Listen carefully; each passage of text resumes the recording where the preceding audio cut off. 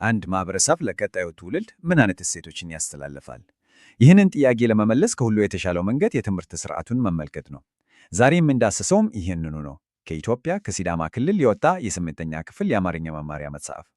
የሚገርመው ግን ይህ መጽሐፍ ከቋንቋ ትምህርት ባለፈ ስለ ህይወት፣ ስለ ስራና ስለ ሰው ግንኙነት የሚያስተምረውን ጥልቅ ትምህርት መስኮት ከፍቶ ያሳየናል። እናም ትምህርቱ የሚጀምረው ከመጀመሪያው ገጽ በፊት ነው። ገና ምንም አይነት ትምህርት ከመጀመራችን በፊት መጽሐፉ ራሱ በሚያስደንቅ መመሪያ ነው የሚጀመረው። በቃ ይሄ ተራ መጽሐፍ አይደለም፣ በብዙ ተማሪዎች የሚገለገሉበት ውድ የማህበረሰብ ሀብት ነው። እነዚህ ህጎች የሚያሳዩት መጽሐፉ የእውቀት ምንጭ ብቻ ሳይሆን በጥንቃቄ ተይዞ ለሌሎች መተላለፍ ያለበት ቅርስ መሆኑን ነው። እናም ይሄ በራሱ የመጀመሪያው ትምህርት ነው፣ ስለ ሀብት አጠቃቀምና ስለ ማህበረሰባዊ ኃላፊነት የሚሰጥ ዝምተኛ ግን በጣም ኃይለኛ ትምህርት። እሺ፣ ከመጽሐፉ እንክብካቤ አልፈን ወደ ይዘቱ ስንገባ የመጀመሪያው ምዕራፍ ስለ የሥራ ስነ ምግባር ነው የሚያወራው እና እዚህ ላይ መጽሐፉ አውራምባ ስለሚባል ልዩ የኢትዮጵያ ማህበረሰብ ያስታውቀናል። ይህ ማህበረሰብ ለሥራ ያለውን አመለካከት ፍጹም በተለየ መንገድ ነው የሚገልጸው። አውራምባ በዙምራ ኑሩ አማካኝነት የተመሰረተ ማህበረሰብ ሲሆን ሐሳባቸው በወቅቱ እጅግ በጣም የተለየ ነበር። መጽሐፉ እንደሚለው ዙምራ ኑሩ እንደ አፈንጋጭ ወይም እንደ እብድ ይቆጠሩ ነበር። ለምን? ምክንያቱም ከጾታ ክፍፍል የጸዳና ጠንክሮ በመስራት ብቻ የሚያምን ማህበረሰብ ለመገንባት ቆርጦ ስለተነሱ ነው። ይሄ በራሱ አዲስ አስተሳሰቦችን እውን ለማድረግ የሚከፈለን መስዋዕትነት ያሳያል። እንግዲህ የአውራምባ ማህበረሰብ ዋና ፍልስፍና በዚህ አረፍተ ነገር ይጠቃለላል። ለእነርሱ ሥራ ማለት የዕለት ጉርስን ለማግኘት ብቻ የሚደረግ እንቅስቃሴ አይደለም። በፍጹም ይልቁንስ የማንነታቸውና የእምነታቸው ማዕከል ነው። መጽሐፉ የሚለው ሥራን ያመልኩታል ነው።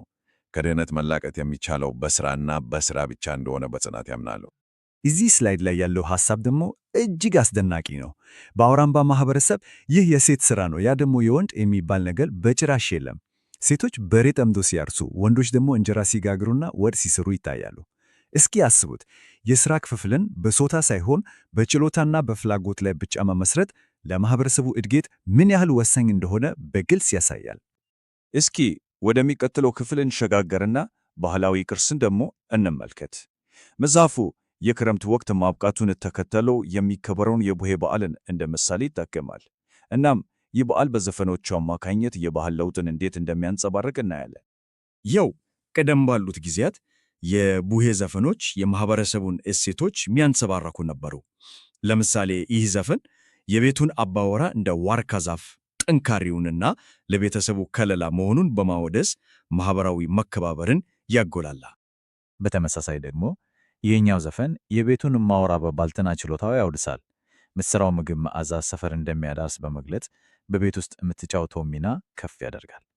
እነዚህ ዘፈኖች የማህበረሰቡን መዋቅሩና እሴት በደንብ ያሳያሉ። አሁን ደግሞ ያለው ለውጥ በጣም አስገራሚ ነው። መጽሐፉ ራሱ እንደሚገልጸው የዘንድሮ የቡሄ ዘፈኖች የማህበረሰቡን ሽማግሌዎች ከማወደስ ይልቅ እንደ ስደት ያሉ አዳዲስ ምኞቶችን ያንጸባርቃሉ። ይሄ ቀላል የሚመስል የዘፈን ለውጥ የትውልዱን ፍላጎትና የዓለም እይታ መቀየሩን በግልጽ ይጠቁማል። ቀጣዩ ክፍል ደግሞ ስለ ሰብአዊ እሴቶች ሲሆን ጉርብትና በሚል ርዕስ የቀረበውን ምንባብ እንመለከታለን። አንድ ልጅ የሚያድግበት ሰፈርና ጎረቤቶቹ በማንነቱ ላይ ምን ያህል ጥልቅ ተጽዕኖ እንዳላቸው የሚያሳይ በጣም ልብ የሚነካ ክፍል ነው። በመንደሩ ውስጥ ጋሽ ጎባሮ የሚባሉ ሽማግሌ ነበሩ። እሳቸው የመንደሩ ልጆች በሙሉ እንደ ራሳቸው ልጆች ይቆጥሩና ሲያጠፉ ይቀጡ ነበር። ወላጆችም ይህንን ይደግፉ ነበር። ወሳኙ ነጥብ ይሄ ነው፣ ጥፋትን በጋራ መከላከልና የማህበረሰብ ኃላፊነትን በተግባር ማስተማር። ምንባቡ እንደሚለው ቸልተኝነት ለካ ጥፋትን መተባበር ነው። እንዴት ያለ ትልቅ ትምህርት ነው! ሌላዋ ገጸ ባህሪ ቃጀልቱ ሮዳሞ ናት።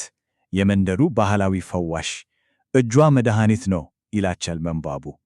እርሷ በዋጋ ማይተመን የጥበብ የእንክብካቤና ራሷን ሳትቆጥብ ለሰዎች የመድረስ ተምሳሌ ነበረች። ብርሃኔ ደግሞም የልግስና ተምሳሌት ነበረች። ቤቷ ሁሌ ክፍት ነበር፣ ያላትን ለጎረቤት ታካፍል ነበር። ይህ የሚያሳየው የቤት ሀብት ግል ብቻ ሳይሆን የማህበረሰቡም ጭምር እንደሆነና መረዳዳት የዕለት ተዕለት የህይወት ክፍል መሆኑን ነው። ይህ ከምንባቡ የተወሰደ ጥቅስ የጉርብትናን ትርጉም በጋ ያጠቃልላል። አንድ ሰው የአንድ ቤተሰብ ውጤት ብቻ ሳይሆን በዙሪያው ባለው ማህበረሰብ በሙሉ የሚቀረጽ መሆኑን ያስገነዝባል። ማንነት ከብዙ የተለያዩ ተጽዕኖዎች የተገነባ ውብ ጥልፍ መሆኑን በሚገባ ያሳያል። እንግዲህ እስካሁን ያየናቸው ታሪኮች እንደሚያሳዩት ይህ መጽሐፍ የአማርኛ ቋንቋን ከማስተማር የዘለለ ዓላማ አለው። በውስጡ ያልተጻፈ ግን እጅግ በጣም ኃይለኛ የሆነ ሥርዓተ ትምህርት ይዟል። ስለዚህ ወሳኙ ነጥብ ይህ ነው። የስምንተኛ ክፍል ተማሪዎች ስለ ሰዋስውና ቃላት ብቻ አይደለም የሚማሩት። ስለ ትጋት፣ ስለ ጾታው እኩልነት፣ ባህልን ስለ ማክበር እንዲሁም አንድ ልጅ የአንድ ቤተሰብ ብቻ ሳይሆን የመላው ማህበረሰብ ልጅ ስለመሆኑ ጭምር ነው። እነዚህ እሴቶች የአንድን ትውልድ አስተሳሰብ ለመቅረጽ ትልቅ ሚና ይጫወታሉ። በመጨረሻም ይህ ትንታኔ አንድ ጥያቄ እንድናነሳ ያደርገናል። እያንዳንዱ ሰው ያደገበት የትምህርት ሥርዓት ከሚታየው ሥርዓተ ትምህርት ጀርባ የደበቃቸው እሴቶች አሉት። እስኪ ቆም ብለን እናስብ። የራሳችን ትምህርት የተገነባባቸው ያልተጻፉ ሕጎችና ዋና ዋና እሴቶች ምን ነበሩ? ይህንን ማሰብ ስለ ራሳችንም ሆነ ስላደግንበት ማህበረሰብ ብዙ ነገር ይነገረናል። ይህንን ቪዲዮ እስከ መጨረሻው ስለተከታተላችሁት እናመሰግናለን። ሌሎች የምንለቃቸው ቪዲዮዎች በፍጥነት እንዲደርሱ ከታች ያለውን የሰብስክራይብ በተን እንዲሁም የደውል ምልክቷን በመጫን ቤተሰብ መሆን የምትችሉ መሆኑን እንገልጻለን።